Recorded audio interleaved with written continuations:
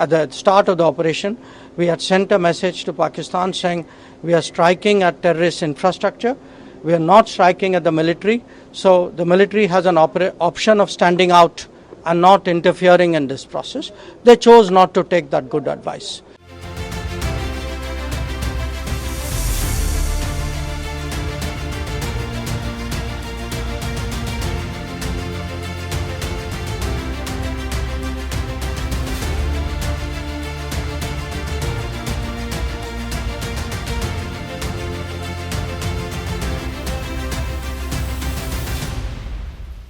मोरारजी देसाई ने फोन उठाकर जनरल जियाउल हक को कहा कि हमें रावा वालों ने बताया है काहुता में आपका न्यूक्लियर क्या तैयारी चल रही है। पूरे डिटेल रॉ के हमारे जो इंफ्रास्ट्रक्चर था पाकिस्तान में, जो हमारे कैंप्स, वो सारा बता दिया उनको।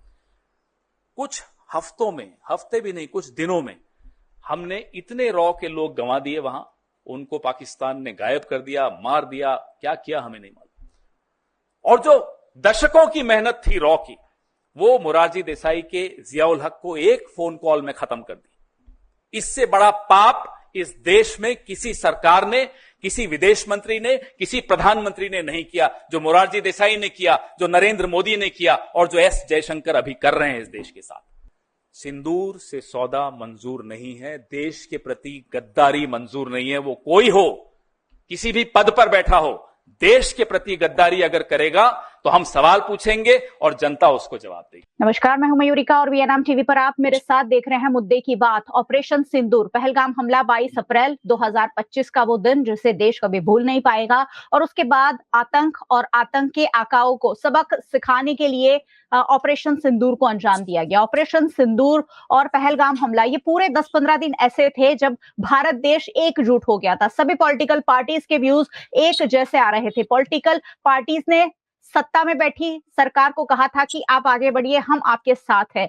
और उस वक्त मिलजुल कर पूरे ऑपरेशन सिंदूर को अंजाम दिया गया और काफी सफलतापूर्वक हमने आतंक को और आतंक को पनाह देने वाले पड़ोसी देश को हमने काफी सबक भी सिखाया और ऑपरेशन सिंदूर भी काफी खुशी भी मनाई। लेकिन अब ऑपरेशन सिंदूर पर सियासत तेज हो गई है। ऑपरेशन सिंदूर पर लगातार सवाल उठ रहे हैं, कितने एयरक्राफ्ट टूटे, ये सवाल पूछे जा रहे हैं। साथ ही भारतीय जनता पार्टी की ओर से भी अब इसका जवाब दिया जा रहा है और अलग अलग तरीके के पोस्टर वॉर सोशल मीडिया पर आप देख पा रहे हैं, जिसमें एक में तो राहुल गांधी को वहां के मीर जाफर के साथ कहीं ना कहीं कंपेयर कर दिया गया है और निशाने पाकिस्तान देने की मांग कर दी गई है। वहीं राहुल गांधी लगातार सवाल पूछ रहे हैं कि हमारे एयरक्राफ्ट कितने टूटे। मुझे नहीं लगता ये सवाल कोई बड़ा मायने रखता है कि हमारे एयरक्राफ्ट कितने टूटे, हमने कितने तोड़े, ये ज्यादा मायने रखता है। खैर, ये सारी सियासत हो रही है और उस पर ही आज की चर्चा होगी। एक और पोस्टर जिसमें ये पूछ रहे हैं राहुल गांधी, वो भी आज भारतीय जनता पार्टी के नेता अमित मालवीय ने रिलीज किया है। आखिरकार ये सियासत अब क्यों हो रही है जब मिलजुल कर देश लड़ा था, उसी पर आज चर्चा होगी। और चर्चा में कुछ खास मेहमान मेरे साथ जुड़ गए हैं। भारतीय जनता पार्टी की ओर से नीलेश सोलंकी जी हमारे साथ है। नीलेश जी, स्वागत है।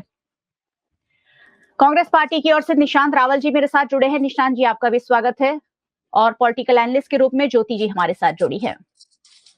चलिए, सबसे पहले सिर्फ 2-2 मिनट की प्लीज सभी मेहमान नोट कीजिए, 2-3 मिनट में ही अपनी प्राथमिक प्रतिक्रिया रखिए ताकि एक बार सब लोग अपने व्यूज इस मामले पर रख दें और उसके बाद चर्चा को विस्तृत रूप से हम आगे बढ़ाएंगे। नीलेश जी, बताइए, सियासत क्यों होती जा रही है जब एक मिलकर भारत देश एकजुट हुआ, सभी पॉलिटिकल पार्टी, सभी नागरिक, सभी धर्म के लोग एक साथ ही मांग कर रहे थे कि आतंकियों को सबक सिखाएं, पड़ोसी देश को सबक सिखाए। और अब जब सबक सिखा दिया गया तो इस तरीके की आंतरिक जो कलह सामने आ रही है, कहीं ना कहीं देश देख रहा है, अन्य देश देख रहे हैं, हमारी छवि खराब हो रही है। सर, क्या कहेंगे? कांग्रेस के अध्यक्ष जी पूरे भारत में जब युद्ध का माहौल हो रहा था, तब हमको एक साथ में, एक पार्टी में या एक भारतीय होके हमको यहाँ पे रहना है कि भाई जब पूरे विश्व में कहीं पे भी युद्ध होता है तो वहां पे विपक्ष सरकार के साथ खड़ा होता है, सरकार जो भी डिसीजन ले। मल्लिकार्जुन खड़गे को बोलना पड़ा कि भाई सब बोलने में थोड़ा संयम रखे, सरकार से मतलब विपक्ष जो बोलती है उसका नीचे तक वो स्टेटमेंट जाना चाहिए कि भाई पार्टी को पूछे बिना कोई स्टेटमेंट ना दे। स्टेटमेंट आपको देने पड़ते हैं ऐसे माहौल में। अब देखिए कि हम थोड़ा पीछे जाएंगे कि 1971 के बाद, मतलब 1971 के बाद ये 2025 में मोदी जी की आगेवानी में ये पहला ऐसा युद्ध है हमारे सैनिकों ने लड़ा है, जो तीनों तीनों हमारे कमांडर विंग है, जो नल जल थल हवाई है, तो तीनों विंग के जो सैनिक है उन्होंने एक साथ में समन्वय दुश्मन देश पे अटैक किया। हमारा पहले से ही एक संकल्प रहा है कि हमने किसी निर्दोषों को नहीं मारा है। हमारा ऑपरेशन सिंदूर पहलगाम को बदला लेना था, पहलगाम में जो घटना बनी उसका बदला लेना था, और आतंकियों के ठिकाने पे हमने घर में घुस के, मतलब पीओके में 5 ठिकाने थे और पाकिस्तान में 4, हम लोगों ने यहाँ पे बैठे बैठे हमारी सेना ने ये पराक्रम किया। तो पूरे विश्व में ये बात गई है कि भारत जो जो अटैक खा रहा था कि भारत सबसे पहले अटैक नहीं कर सकता, रिटालिएट हम लोग करते थे। पहले हमारे पूरे विश्व में एक परसेप्शन था कि भाई भारत पहले युद्ध नहीं करता, लेकिन ये आज का भारत है, नौजवानों का भारत है, ये हमारे भारत ने जितनी चोटें खाई है, अब ये भारत, नए भारत में ऐसा है कि भाई इनका जवाब किया है। इस बार भी हमने सामने से युद्ध नहीं किया है, हमारे ऊपर हमला हुआ, हमारे 26 लोग मारे गए और रोज रोज सेना के जवान वहां मरते हैं। उसके बाद हमने युद्ध किया और युद्ध शुरू करते ही हमने आधे पे खत्म कर दिया। देखिए, पहलगाम की घटना आप लीजिए तो 3 आतंकी कहां से आए, कहां चले गए, और ये निर्दोष नागरिकों को उन्होंने उनकी हत्या की, जिनके हाथ में एक छोटी लकड़ी भी नहीं थी। वो परिवार के साथ आए थे, वहां पे इनकी निर्मम हत्या हुई कि उनके बच्चे देख रहे थे, उनकी बीवी देख रही थी, और उनको एक तो महिला ने बोला कि भाई हमारे पति को मारते हैं तो हमको भी मार दीजिए, तो बोला कि जाके मोदी को बोल दे। तो मोदी जी ने वही एक्शन लिया है कि जो फसाद की जड़ है कि आईएसआई पाकिस्तान आर्मी जो इनको सपोर्ट कर रही है, अब ऐसा है कि पाकिस्तान सबूत मांगेगा, यूएन सबूत मांगेगा, ये सबूत किए 17 साल 100 साल से मयूरिका जी कौन सबूत एक्सेप्ट करता है? किसने जो चोर है वो थोड़ी एक्सेप्ट करेगा हाँ मैंने चोरी की है। पाकिस्तान ने आज तक कबूला है कि हाँ हमने भारत में आतंकवादी भेजे थे? नहीं, आईएसआई ने कभी कबूल किया है? तो ये एक्शन आतंकवादियों के ठिकाने पे था, पाकिस्तान ने डेफिनेटली रिटालिएट किया। तो हम भी 15 दिन की तैयारी में थी, हमारी भी सेना 24/7 एक्शन में थी। हम लोग जब पूरे भारत में एक सरकार के जो ये निर्देश के साथ में मॉक ड्रिल कैसे होता है, कैसे सायरन बजता है तो क्या करना है, क्योंकि आज के 25 साल 30 साल के युवाओं को मालूम ही नहीं कि युद्ध क्या होता है। चलिए ठीक है तो सर, चलिए ठीक है, थोड़ा यंगस्टर को जी सर थोड़ा और विस्तार में बात में चर्चा करेंगे। निशांत जी ये बताइए, राहुल गांधी लगातार सवाल पूछ रहे हैं कि जेट कितने मार गिराए। एक पोस्टर भी भारतीय जनता पार्टी रिलीज किया है, इसमें शहबाज शरीफ की पीठ ऊपर राहुल गांधी चढ़े हुए हैं और पूछ रहे हैं कि कितने हमारे जेट टूटे, यानी पाकिस्तान के साथ मिले हुए होने का राहुल गांधी का आरोप लगा है। पिछली बार भी जब ऑपरेशन ये हुआ था, सर्जिकल स्ट्राइक हुए थे, तब भी आप लोगों ने सबूत मांगे थे, हर चीज के सबूत। इस बार तो सेना ने हर रोज एक वीडियो जारी कर दिए हैं, सेना को ये कहना पड़ रहा है कि देखिए हमने ये किया है। सबूत मांगने का ये क्या फंडा है? देखिए मयूरिका जी, आई रिक्वेस्ट यू, मुझे अनइंटरप्टेड 2-3 मिनट दी जाए, क्योंकि आपकी जो टैगलाइन है उसके ऊपर मुझे काफी आपत्ति है और उसके ऊपर मैं जवाब देना चाहूंगा। मैं हकीकत की बात करूंगा आपके साथ, आपके सवाल का भी सचोट जवाब। लेकिन उसके पहले ऑपरेशन सिंदूर की जो कामयाबी भारत देश ने देखी, 140 करोड़ भारतवासियों में गर्व की भावना है। आज समझिए कि भारतीय सेना, इंडियन नेवी, इंडियन एयरफोर्स ने अपने जो शौर्य और पराक्रम की वजह से सिर्फ 3.5 दिनों में पाकिस्तान, 2 कौड़ी के पाकिस्तान को उसकी औकात दिखा दी और उसको घुटने पे लाके खड़ा कर दिया। पूरे विश्व ने ये देखा है। रहा सवाल भारतीय राष्ट्रीय कांग्रेस का, तो आपको पता है ऑपरेशन सिंदूर की शुरुआत हुई थी 7 मई को। 7 मई, 8 मई, 9 मई और 10वीं मई के 5 बजे पता नहीं क्या ड्रामा हुआ। तीसरा देश आके, तीसरे देश का जो राष्ट्रपति है, शक्तिमान राष्ट्रपति आके बोल देता है, ट्वीट कर देता है कि जी हमने दोनों देशों को बोल दिया है आपको सीज फायर करना है वरना आपके साथ ट्रेड खत्म। हमारे डीजीएमओ का ट्वीट नहीं आता, हमारे पीएमओ का ट्वीट नहीं आता, हमारे रक्षा मंत्रालय का ट्वीट नहीं आता, हमारे विदेश मंत्रालय का ट्वीट नहीं आता। ट्वीट आता है किसका? शक्तिमान का ट्वीट आता है, वो को भी अमेरिका के शक्तिमान का ट्वीट आता है, और हम सब मान जाते हैं और सीज फायर हो जाता है। ये जितने 3.5 दिन थे, आप मुझे कांग्रेस के एक भी लीडर, एक भी कार्यकर्ता का एक भी स्टेटमेंट, एक भी ट्वीट, एक भी वीडियो दिखाइए जिसमें हमने भारत सरकार के खिलाफ कुछ भी बोला हो। हमने भारत सरकार को विदाउट एनी कंडीशन 100% सपोर्ट दिया, 100% साथ दिया, और हमने उसके बाद हमने 22 तारीख को जब पहलगाम की ये घटना बनी थी, तभी हमने सर्वदलीय बैठक की मांगनी की थी। 2 बार सर्वदलीय बैठक हुई, प्रधानमंत्री वहां से गायब थे। हमने जब ऑपरेशन सिंदूर का सीज फायर किया गया, तब हमने ऑल पार्टी मीटिंग की मांग की, प्रधानमंत्री जी की अध्यक्षता में बात की कि प्रधानमंत्री जी आए, ऑल पार्टी डेलीगेशंस के सामने बातें रखें कि ये ऐसा क्या हुआ था कि आपको कौन सी मजबूरी में सीज फायर करना पड़ा। उसका 8 दिन तक जवाब नहीं मिला। हमने संसद का स्पेशल सत्र बुलाने की बात की, आज तक राहुल गांधी जी को, खड़गे साहब को उसका जवाब नहीं मिला। हमने लेटर लिख के ऑफिशियली प्रधानमंत्री जी को मांग की, उसका जवाब नहीं मिला। अब बात करते हैं अमित मालविया। कौन है ये अमित मालविया? क्या हैसियत है उसके भारत देश की लोकशाही में, राजकारण में? क्या वो कोई प्रधानमंत्री है? क्या वो पीएमओ ऑफिस में काम करता है? क्या कोई कैबिनेट मंत्री है? क्या कोई राज्य का मंत्री है, राज्य का मुख्यमंत्री? कौन है अमित मालविया? क्या है उसकी हैसियत कि लीडर ऑफ ऑपोजिशन, जिसका होता भारत देश के संविधान के हिसाब से कैबिनेट मंत्री का होता है, उसकी वो कंपैरिजन पाकिस्तान के किसी नेता के साथ करेगा और बात करेगा निशान पाकिस्तान अवार्ड की? तो मैं बात करना चाहता हूं ना, मैं अमित मालविया को आपके माध्यम से पूछना चाहता हूं, जब आजादी की लड़ाई में आपके लोगों ने अंग्रेजों की मुखबिरी की थी, आजादी की लड़ाई में आपके लोगों ने अंग्रेजों से माफी मांगी थी, उनको मिलना चाहिए ना निशान पाकिस्तान।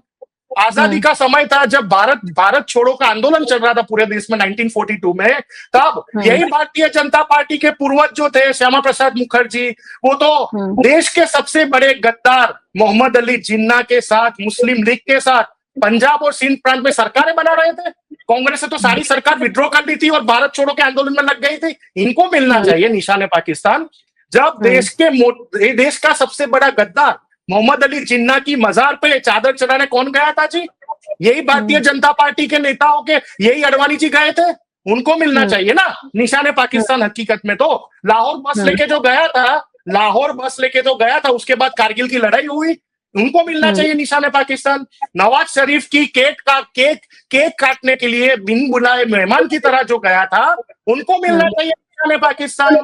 आगे बढ़िए, पठानकोट का हमला हुआ 2016 में, आईएसआई को भारत देश की धरती पे, आजाद भारत देश में पहली बार आईएसआई, जो भारत देश का सबसे बड़ी दुश्मन एजेंसी, उसको पठानकोट के बाद रिसर्च के नाम पे किसने बुलाया था यहाँ पे भारत देश की धरती पे? वही भारतीय जनता पार्टी की सरकार थी। उनको मिलना चाहिए ना निशान पाकिस्तान। जयशंकर, भारत देश के विदेश सचिव जयशंकर ऐसा बोलते अधिकृत बयान में कि हमने तो ऑपरेशन सिंदूर शुरू होने से पहले हमने तो पाकिस्तान सरकार को इन्फॉर्म कर दिया था, बता दिया था जी कि हम आपके आतंकी ठिकानों के ऊपर हमला करने जा रहे हैं।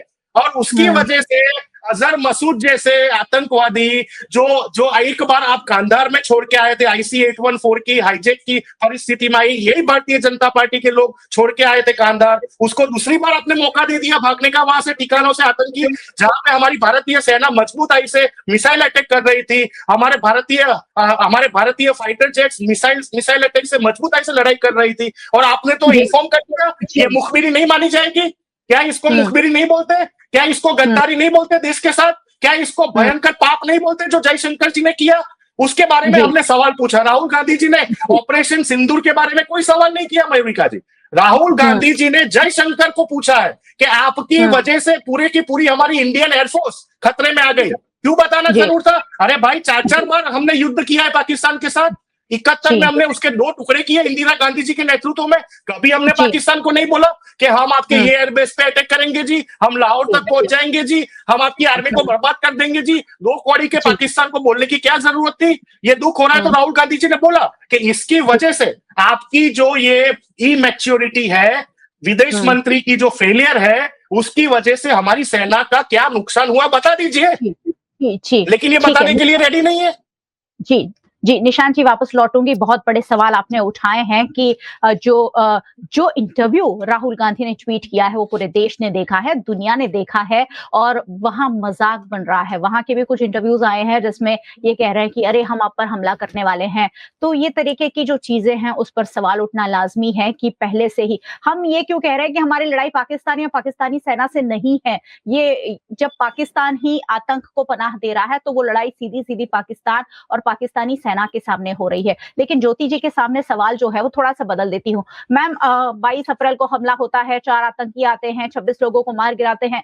वो 4 आतंकी कहाँ चले गए पता नहीं, वो 26 लोग मारे गए उनकी भी अब कोई बात नहीं हो रही है। अब ऑपरेशन सिंदूर के तहत जो कार्यवाही की है हमने बहुत अच्छा सबक सिखाया है, लेकिन कहीं ना कहीं मुद्दों से ध्यान भटकाने के लिए अब सियासत शुरू कर दी गई है। इसमें भारतीय जनता पार्टी हो या कांग्रेस पार्टी हो या अन्य दल हो, हर कोई अब सियासत पर टूट पड़ा है और जो असली मुद्दे थे जिस पर हमें काम करना चाहिए था बेसिक रूट पर, वो कहीं पीछे छूट गए। क्या कहेंगे? मयूरिका जी बिल्कुल मुझे अभी जो माहौल है वो देख के अफसोस हो रहा है कि हमारी राजनीति जो समय के साथ मैच्योर होनी चाहिए थी उसके बजाय अब बचकाना होती चाहिए है। और बिल्कुल जो एक के बाद एक निवेदन आते हैं हर पक्ष नेताओं के, तो उसमें कहीं विद्वता झलकती है ना कहीं जिम्मेदारी झलकती है और ना ही मतलब ये है कि मैं क्या बोल रहा हूँ उसका कोई मतलब उनको है। अभी हम देखते हैं कि विजय शाह को भी जैसे सुप्रीम कोर्ट ने सुओ मोटो लेके वहां पे उसके खिलाफ एफआईआर मतलब दर्ज करने को कहा है। तो ये मोटिव यही है कि वो कार्यवाही देख के शायद नेताओं को थोड़ा सबक मिले कि उनको बोलने से पहले 100 बार सोचना है कि वो क्या बोल रहे हैं और उसका असर क्या हो रहा है। जी बिल्कुल। देखे हमने जब तक युद्ध जैसा माहौल था तो हमने वो हफ्ते जैसा थोड़ी एकता का माहौल देखा, लेकिन जैसे युद्ध विराम की घोषणा हुई तो हम देख सारे पक्ष अपनी राजकीय रोटियां सेकने के लिए निकल गए हैं। बीजेपी ये इसका मतलब क्रेडिट लेने के लिए तिरंगा यात्रा हर जगह कर रही है, जबकि देखें तो अपनी जो शूरवीरता है वो तो सेना की है और हमेशा समझ में नहीं आता कि सेना की शूरवीरता का क्रेडिट पॉलिटिशियंस को क्यों चाहिए होता है। दूसरी बात ये है कि देखिए मैच्योरिटी समझने वाली बात ये है कि ये जो एकता हुई थी वो सिर्फ युद्ध तक नहीं होती है, युद्ध के बाद भी होती है।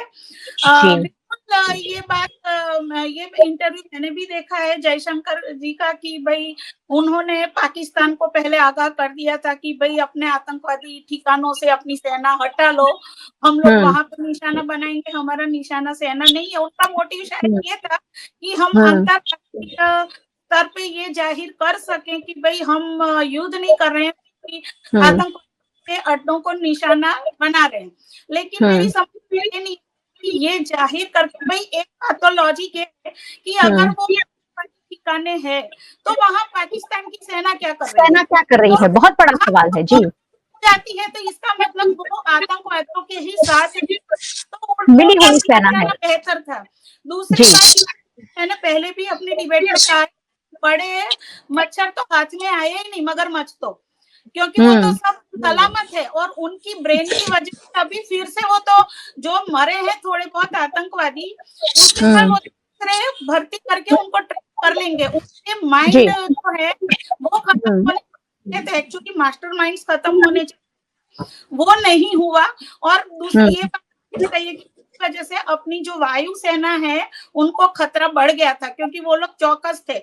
ये गनीमत है कि हमारी रडार सिस्टम अच्छी है, हमारी डिफेंस सिस्टम बहुत अच्छी है, जवान इतने जांबाज है कि सब जानते रखते फिर भी थोड़ी अकल मतलब यूज की, जैसे उन्होंने नीचे रडार पहना इसलिए नीचे उन्होंने किया और जाके करके आए, लेकिन हाँ उन पे खतरा बढ़ गया था। ये जरूर सब जगह हर चीज बताने की जरूरत नहीं होती है।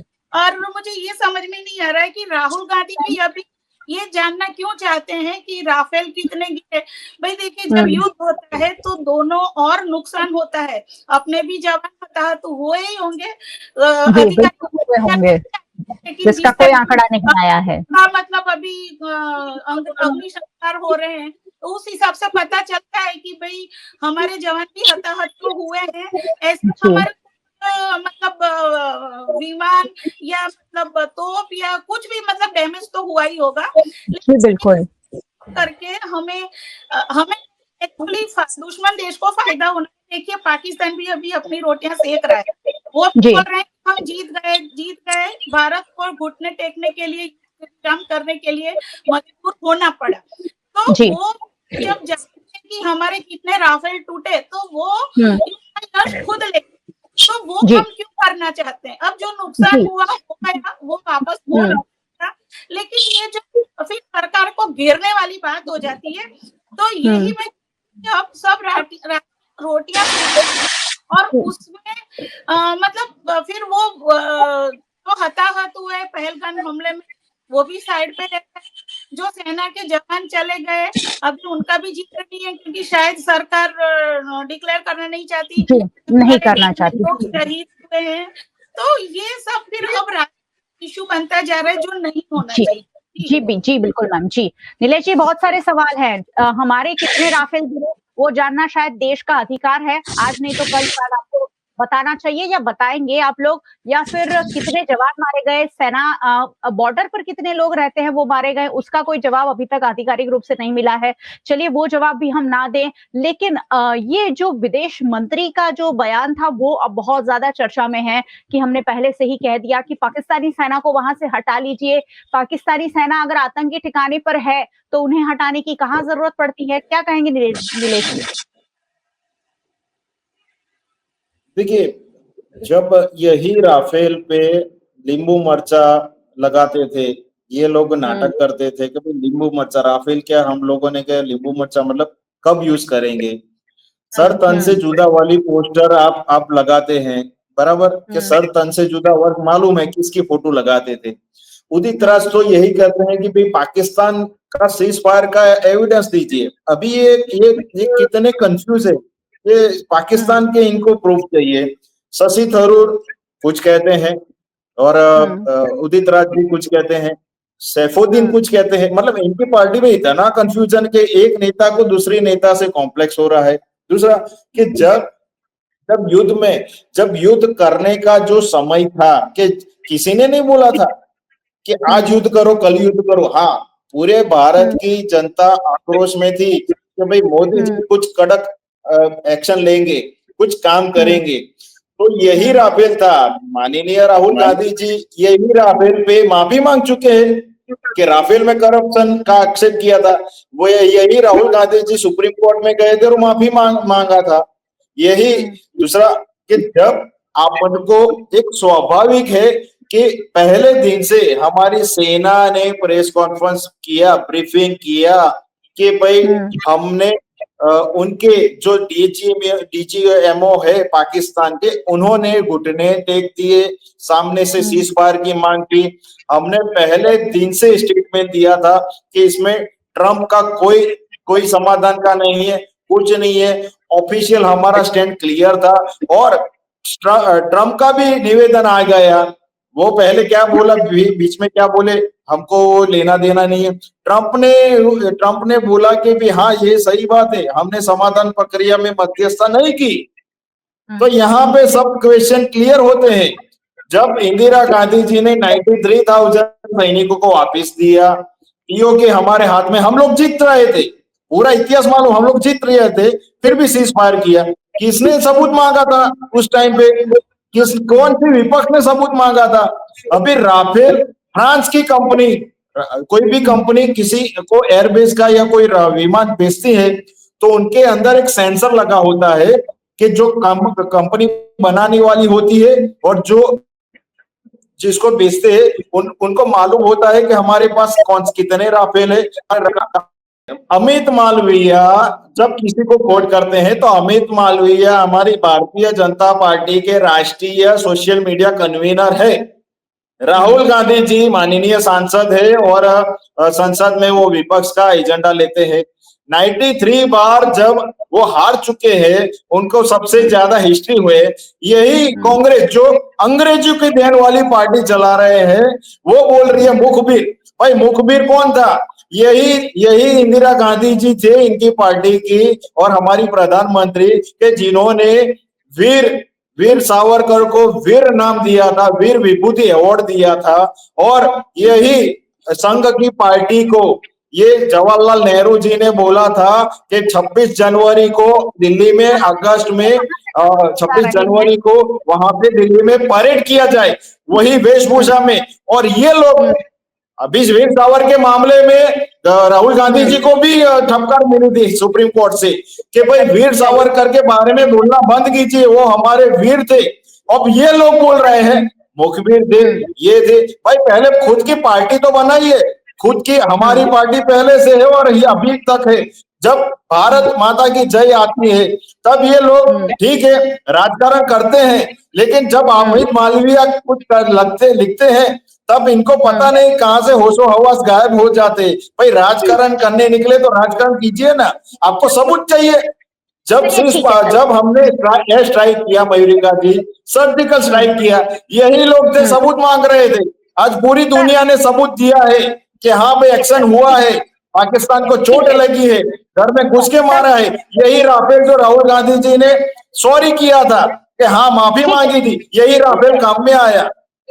ठीक है सर, राहुल गांधी पर आप सवाल उठा रहे हैं। आपके ही कैबिनेट मिनिस्टर विजय शाह, जब उन्होंने ये बयान दिया इस तरीके का, तब भारतीय जनता पार्टी के कोई नेता ने ट्वीट नहीं किया कि बयान ठीक नहीं है, आपको ये बयान वापस लेना चाहिए। हाईकोर्ट ने जब्त लगाई है, ये गलत बात मैं कोट करता हूँ कि कोई भी हमारा नेता ऐसे नहीं बोल सकता। कोई भी नेता भारत माता की जय और भारत के जो वीर सपूत है उनके बारे में नहीं बोलना चाहिए, मैं कोट करता हूँ।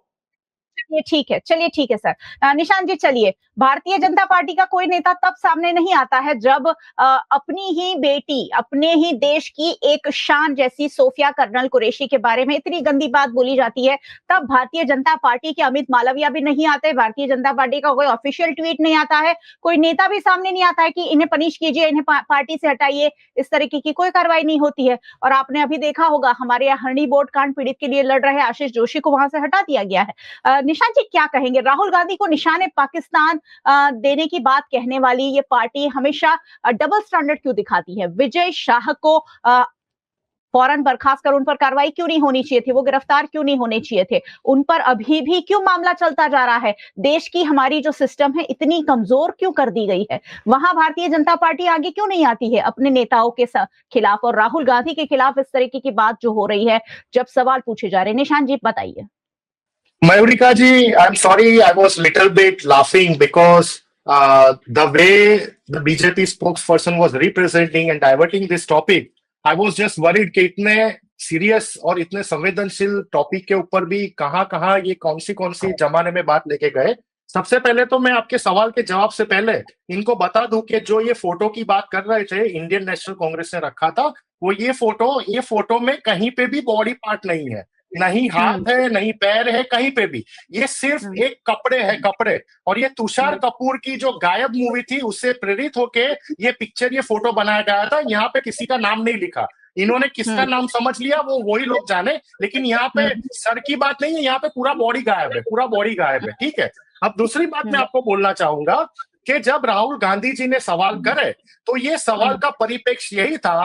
बार बार मैं बोलना चाहूंगा कि विदेश मंत्री की जो फेलियर है, विदेश मंत्रालय का जो फेलियर है, जयशंकर जी का जो बयान, और वो बयान की वजह से हाफिज सईद और अजहर मसूद जैसे आतंकवादी आज भी जिंदा बच गए। हमारे इतने पावरफुल ऑपरेशन, हमारे सेनाओं का इतना पावरफुल कैलिब्रेशन की वजह से जो हमने पाकिस्तान को घुटने पे ला दिया था, पाकिस्तान को अमेरिका के पास जाके भीख मांगनी पड़ी, राइट। लेकिन ये दोनों आतंकी आज भी खुलेआम वहां पे घूम रहे हैं, तो वो हमारी सेना कतई बर्दाश्त नहीं कर सकती, नहीं भारत देश की जनता कर सकती। नंबर 2, जयशंकर जी ने जो काम किया है पाकिस्तान को इन्फॉर्म करके, वो बहुत खतरनाक काम किया है, क्योंकि पाकिस्तान की सेना के ऊपर हम विश्वास कैसे रख सकते हैं? आप कैसे विश्वास रख सकते हैं कि पाकिस्तान की सेना आतंकवादियों को इन्फॉर्म नहीं करेगी कि भाई आपकी जगह जो आतंकवादी ठिकाने वो उसको खाली करो आप लोग, Indian army is going to destroy you. ऐसा नहीं हुआ। और इसकी वजह से जो हमारी सेना, हमारी जो इंडियन एयरफोर्स के ऊपर जो डेंजर क्रिएट हो गया था, हमने उसकी बात की है ना। और रहा सवाल राफेल का, तो भाई राफेल की डील तो सबसे पहले मनमोहन सिंह की सरकार में ही हुई थी, 600 करोड़ में हमने की थी, लेकिन हमारी सरकार की बदली हो गई और फिर बाद में राफेल की डील हुई। और इसके पहले देश आजाद हुआ तब से लेके भाई इनको म्यूट कीजिए। देखिए मैं इनके बीच में हंसा, इनके बीच में मैंने एक शब्द की आवाज नहीं निकाली थी, वरना मैं डिबेट से चला जाऊंगा अमेरिका जो। ये बदतमीज इंसान की आदत है, ये बदतमीज इंसान की आदत है हर बार किससे बोलने का। ये बदतमीज इंसान की आदत है, मैं ऐसे डिबेट नहीं करूंगा। ये बदतमीज इंसान को इनका सम्मान कीजिए मयूरिका जी। राफेल किसने खरीदा? ये लोग तो नींबू मरचा लगाते हैं। शर्म आनी चाहिए किसी और का क्रेडिट लेते हुए, शर्म आनी चाहिए। नींबू मरचा लगाते थे आप। अमेरिका जी, मैं ऐसे डिबेट नहीं कर पाऊंगा, मैं ऐसे डिबेट नहीं करूंगा। मैं आपके प्लेटफॉर्म पे मैंने ऐसा कभी होते हुए झूठ बोलना बंद कीजिए वरना चले जाइए। झूठ बोलना बंद कीजिए, ये सच्चाई की चैनल है, ये सच्चाई की चैनल है, क्रेडिट मत लीजिए। हम ऐसी बदतमीजी हम कतई एक्सेप्ट नहीं करेंगे। उनके ये क्रेडिट मत लीजिए, शर्म आनी चाहिए सरकार की क्रेडिट लेते, शर्म आनी चाहिए। हमारी मैंने आप दोनों को म्यूट कर दिया है। म्यूट कीजिए। मैंने मुझे क्यों करेंगे आप? मुझे क्यों करेंगे आप? बीच में कौन बोला? राफेल की डील किसने की है? मयूरिका जी जॉब लीजिए, जॉब लीजिए। ये झूठ प्रवक्ता से पूछिए, राफेल की डील कांग्रेस लाए, राफेल की डील कांग्रेस का डॉक्यूमेंट लाए, राफेल की डील कांग्रेस लीजिए, डॉक्यूमेंट लाए, डॉक्यूमेंट लीजिए। तुम्हारे पास कोई ज्ञान नहीं है भाई, सुन लो पहले भाई, पहले सुन लो। इतने झूठे प्रवक्ता कभी मैंने नहीं देखे हैं कि डील हमने की है। भाई शर्म आनी चाहिए। करने का रिकॉर्ड है नीलेश भाई, तुम्हारी बदतमीजी करने का रिकॉर्ड है, मुझे पता है। नहीं, राफेल की डील आपने की है, सबूत लाइए। आप आज झूठे पकड़े गए, रंगे हाथे झूठे पकड़े गए, रंगे हाथे झूठे पकड़े गए। राफेल की डील आपने करवाई है, वो सबूत दीजिए मुझे मयूरिका जी, वरना माफी मंगाइए इनसे। मयूरिका जी सबूत लाइए, इसको बंद कीजिए, इसको भी सबूत लाइए। राफेल की डील आपने करवाई है, सबूत लाइए। अरे भाई, राफेल की डील हमारा मुद्दा नहीं है। नहीं मैडम, नहीं, ये गुजरात कांग्रेस को मुंह तोड़ जवाब होगा हमारा कि ये प्रवक्ता झूठ बोल रहे हैं। नहीं, आप झूठ सुने, मयूरिका जी कैसे सुन सकती है आप झूठ? ये सच्चाई की चैनल है, इनसे डील का डॉक्यूमेंट मंगाइए तो कांग्रेस के समय में किया हो। ऐसे क्रेडिट लेना है, शर्म की बात है। नहीं होगी, प्लीज जी। मयूरिका जी, मैं रिस्पॉन्सिबिलिटी से फिर से बोलना चाहता हूं, आप रिवाइंड कर लीजिएगा। मैंने ऐसा बोला कि राफेल की डील मनमोहन सिंह की सरकार में शुरू हुई थी 600 करोड़ में, हमारी सरकार चली गई, उसके बाद ऑफकोर्स जो काम अधूरा रह जाता है। पूरा बोलिए ना निशान जी, आप हमारे दोस्त थे, पूरा बोलिए कि मोदी जी ने डील कंफर्म किया, पूरा बोलिए ना, आप मेरे दोस्त थे।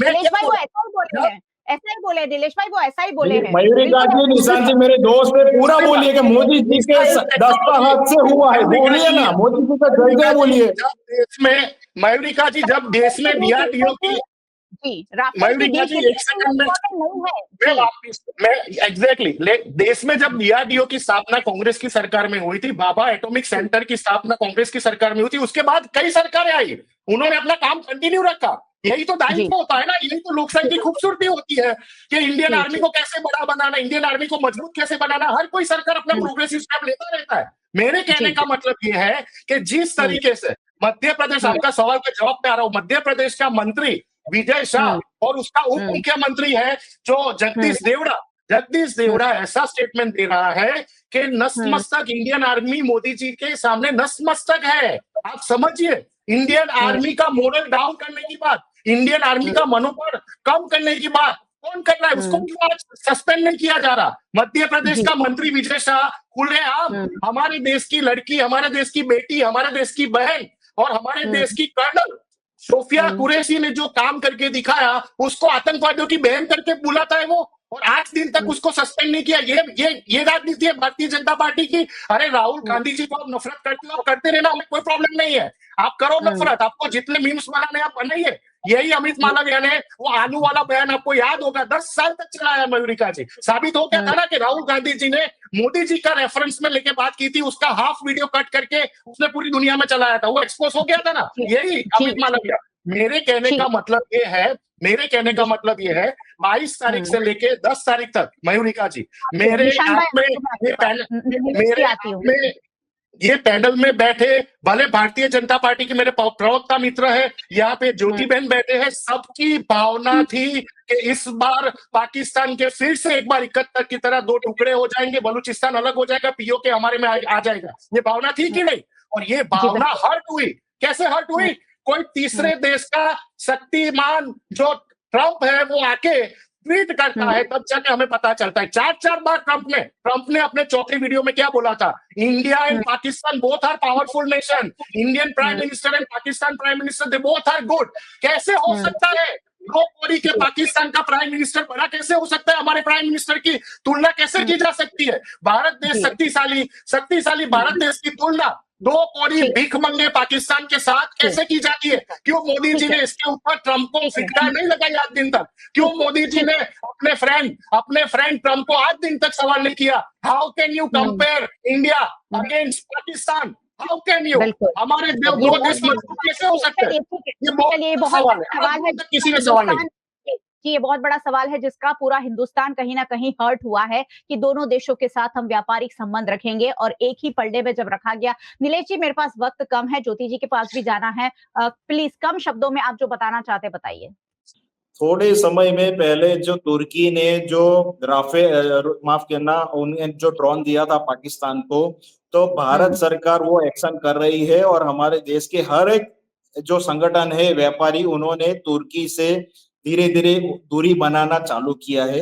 एक पत्रकार ने पवन खेड़ा और जयराम रमेश जी को पूछा कि तुर्की को बैन करते तो उस विषय में 2 शब्द बोलिए, तो आपको वो मालूम होगा माइक यूं होता है, वो बोलना तैयार नहीं होता है। दूसरा कि ये जो तिरंगा यात्रा थी हमारी भारतीय जनता पार्टी की संगठन ने किया था, वो तिरंगा यात्रा हमारे देश के जो शहीद हुए हैं वो उनको श्रद्धांजलि देने के लिए थी, और ये सम्मान के लिए थी, किसी पार्टी ने नहीं की। हाँ, जो पार्टी बड़ी होती है पूरे भारत में तो वो करती है, वो सम्मान के लिए थी।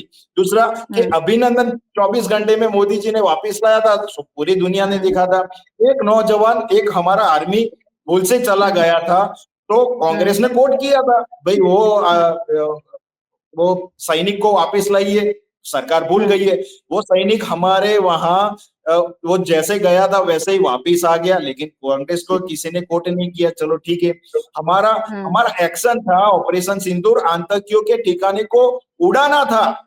हमारी सेना एक संयम है, एक सहानुभूति रखती है कि किसी निर्दोष पे वो मिसाइल नहीं अटैक करती, किसी पे फायरिंग नहीं करती।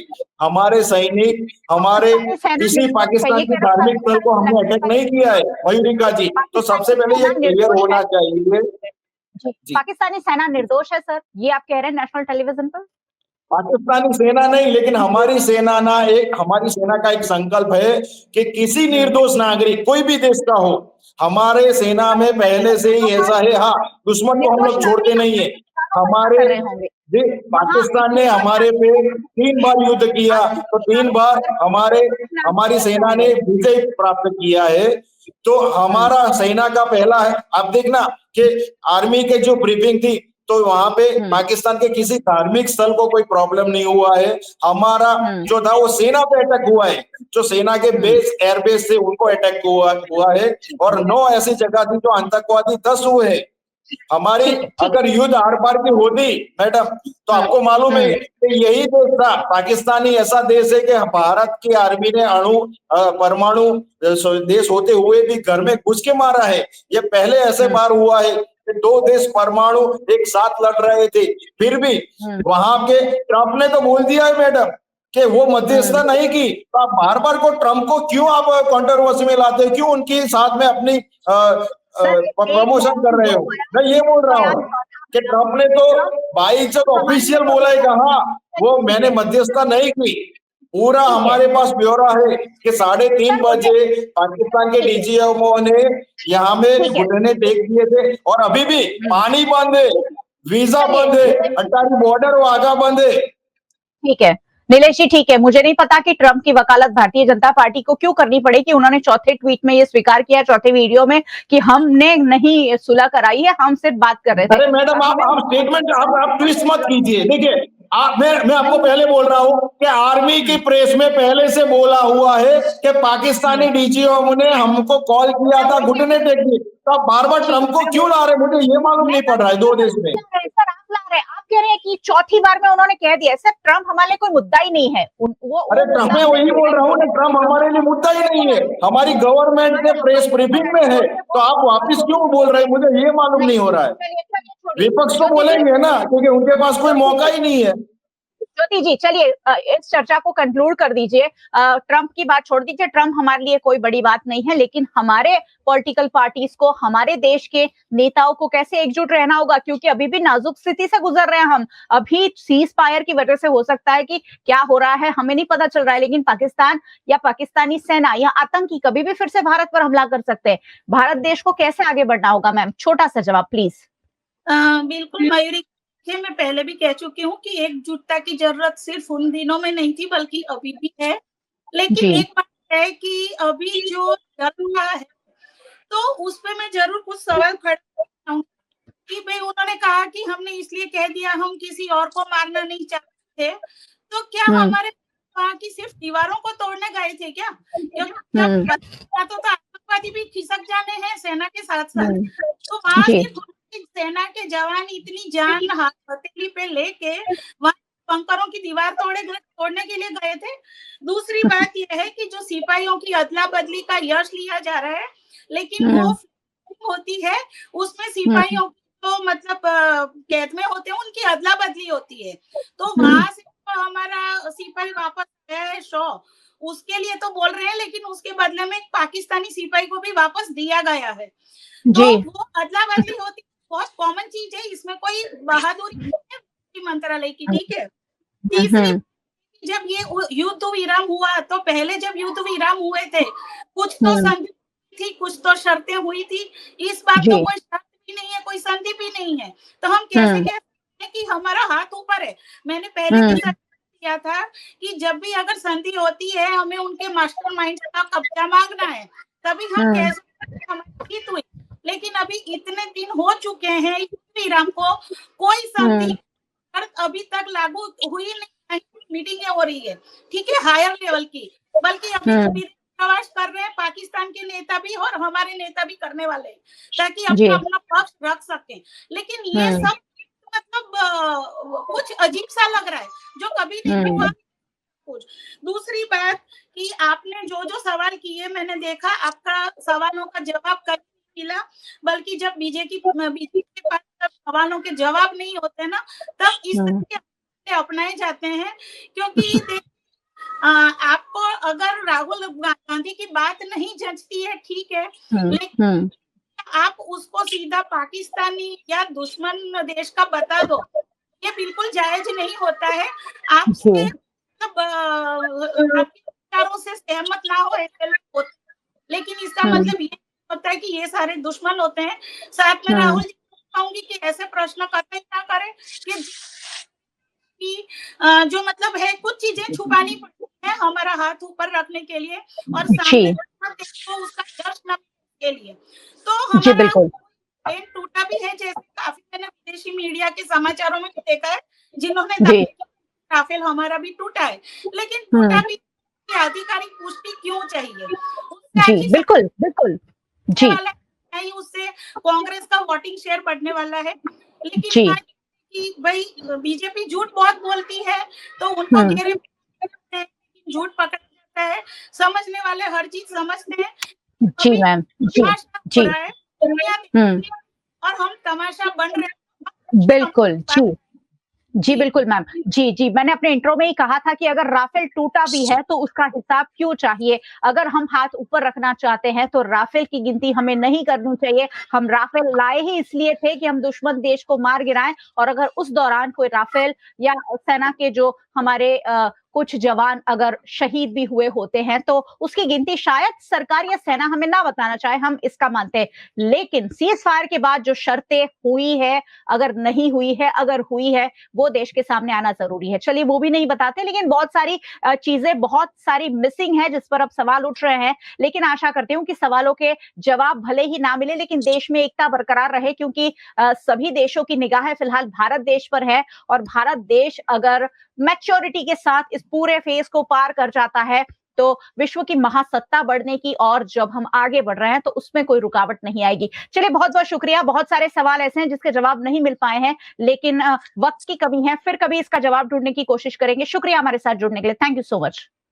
और बहुत बहुत शुक्रिया आप सभी व्यूअर्स का हमारे साथ जुड़ने के लिए। व्यूअर्स को हमेशा जुड़ते रहना चाहिए क्योंकि ये सारी बातें सभी के लिए जानना और समझना हमेशा के लिए जरूरी है। वीएनएम टीवी को आप यूट्यूब चैनल पर देख रहे हैं, जरूर देखते रहिए और चैनल को सब्सक्राइब कर लीजिएगा अगर अब तक नहीं किया है तो। साथ ही बेल आइकन प्रेस कर दीजिएगा ताकि वीएनएम का हर अपडेट सबसे पहले आप तक पहुंच सके। आप हमें फेसबुक पर देख रहे हैं, शेयर कर लीजिए। आप हमें ओटीटी प्लेटफॉर्म्स पर देख रहे हैं, डेली हंट, वोडाफोन टीवी, जियो टीवी और जियो टीवी फाइबर 498 नंबर के चैनल पर वीएनएम टीवी को 24 घंटे लगातार देखा जा सकता है। देखते रहिए वीएनएम, जुड़े रहिए वीएनएम के साथ। नमस्कार।